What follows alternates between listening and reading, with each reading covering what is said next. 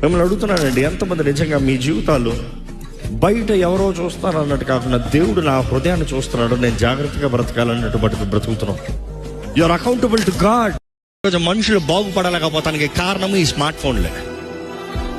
అందుకని ఈ ఘనమైన వారిని చూసానికి ఎవరు స్మార్ట్ ఫోన్ పెట్టుకోరంట, డిజిట్ ఫోన్ పెట్టుకుంటారు. జస్ట్ డైల్, టాక్, SMS అయిపోయింది.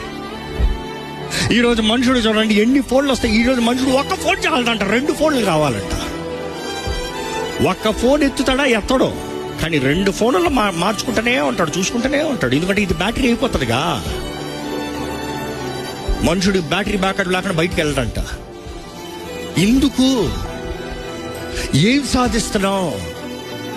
వాక్యం చదువుతానికి టైం లేదు, ప్రార్థన చేస్తానికి టైం లేదు, దేవుడు అంటే టైం లేదు. ఎలాగ ఆశీర్వదిస్తాడు దేవుడు జీవితాల్ని? ఎలాగ దేవుడు కృప చూపిస్తాడు జీవితం పైన? ఆశీర్వాదం అంటే ఆ ఫేవర్ ఎలాగ ఉంటుంది? దేవుడికి మాత్రం సమయం లేదు, లోకానికి మాత్రం మొత్తం సమయం. లోకంతో స్నేహము, దేవుడితో వైరమని మీరు ఎరుగరా?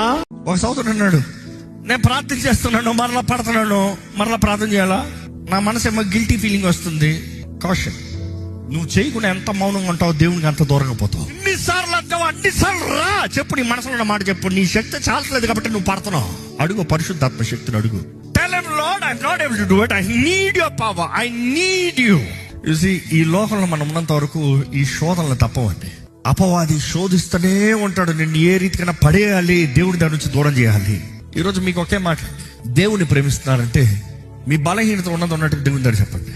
చాలా మంది బైబిల్ తల పక్కన పెట్టుకుని పడుకుంటాం, బైబిల్ని చేతిలో పట్టుకుని ఉంటాం. బైబిలే ఉంటుంది, కానీ బైబిల్ ఒక మాట కూడా హృదయంలో ఉండదు. అపవాది వస్తే నీ చేతిలో బైబిల్ చూసాడు భయపడ్డావు.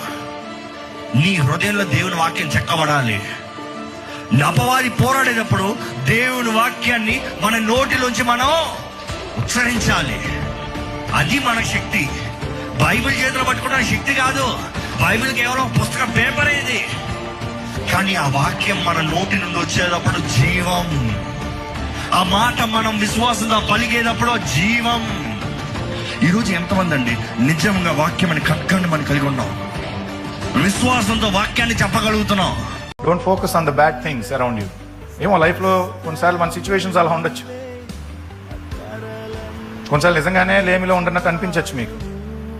కానీ ఎప్పుడైతే మన దృష్టిని అటు లేకుండా ఉన్న వాటి మీద, దేవుడు ఇచ్చిన వాటి మీద మనం మళ్లించుకుంటున్నామో, దేవుడు ఖచ్చితంగా మన అవసరాలను తీర్చే దేవుడే కదా. ఎంతమంది నమ్ముతారంటారు? అది అందరూ చేతులు ఎత్తుతాం. Then why are you worrying about, or what are you worrying about? దేని గురించి మీకు అంత ఆందోళన? ఈరోజు నిన్నెవరైతే కాదనుకుంటున్నారో, ఎవరైతే వద్దనుకుంటున్నారో, ఎవరైతే అవమానపరుస్తున్నారో, ఎవరైతే కాళ్ళదన్నుతున్నారో, ఒక రోజు రానే వస్తుంది, వాళ్ళని కాళ్ళ దగ్గరకు రాబోతున్నారు. నువ్వే దిక్కు అని చెప్పే విధంగా దేవుడిని నువ్వు దీవించడానికి చాలినవాడు మర్చిపోవద్దని ప్రభువు పేట మనం నేను చెప్తున్నా. అన్ని శక్తులు నీలో కోల్పోయినా, వినా, అన్ని బలాలు కోల్పోయి బలహీనుడివై, బలహీనురాలివై నువ్వు నిలిచినా విశ్వాసాన్ని మాత్రం కోల్పోవద్దు. విశ్వాసాన్ని బట్టి ప్రభు వైపు చూడు. నువ్వు కోల్పోయిన అభిషేకం వల్ల నీ మీదకి వచ్చింది, నువ్వు కోల్పోయిన బలం నీ మీదకి వచ్చింది. నువ్వు గెలుస్తావు, నువ్వు జయిస్తావు. ఎంత జయిస్తావు తెలుసా?